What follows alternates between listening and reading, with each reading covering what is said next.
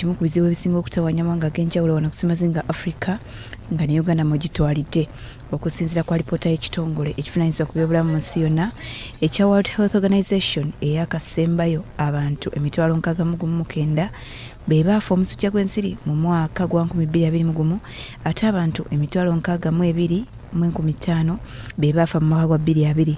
Wano mu Uganda omusujja gw'ensiri gutambulira ku bitundu 10 ku buli 100 buli mwaka wabula ng'okusinga abaana abato be bakwatibwa omusujja guno.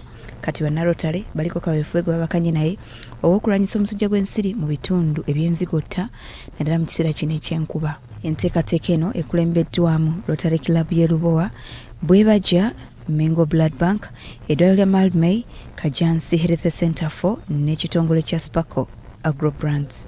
Kinga project eno eyokulaba nti nno tumenyamenyaawo oba n'okumalirawo ddala omusujja gw'ensiri kubanga ye ndwadde esinga okubeera enzibu wano eno mu Uganda okusinga ne mu Africa. Tugenda kuba tusensitizing abantu ku mukenenya, ku kansa ne malaria kusaako ne mental health. Project eno tugikoze ng'egwa mu mitendera gya Rotary International. Bano basaba gavumenti eyongera okusomesa bannayuganda engeri y'okukozesaamu obutimba bw'ensiri ng'emu ku nteekateeka ey'okulwanyisa omusujja guno. Ndowooza obutimba ebiseera ebisinga ogenda okwekanga ng'abantu mu nnyumba abantu balina n'obutimba ate nga tebabukozesa.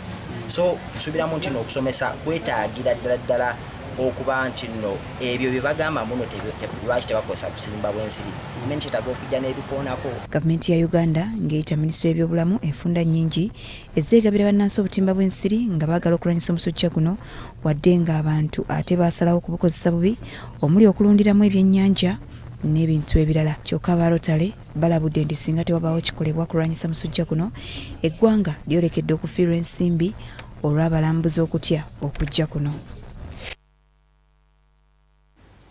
Bwe tweyongerayo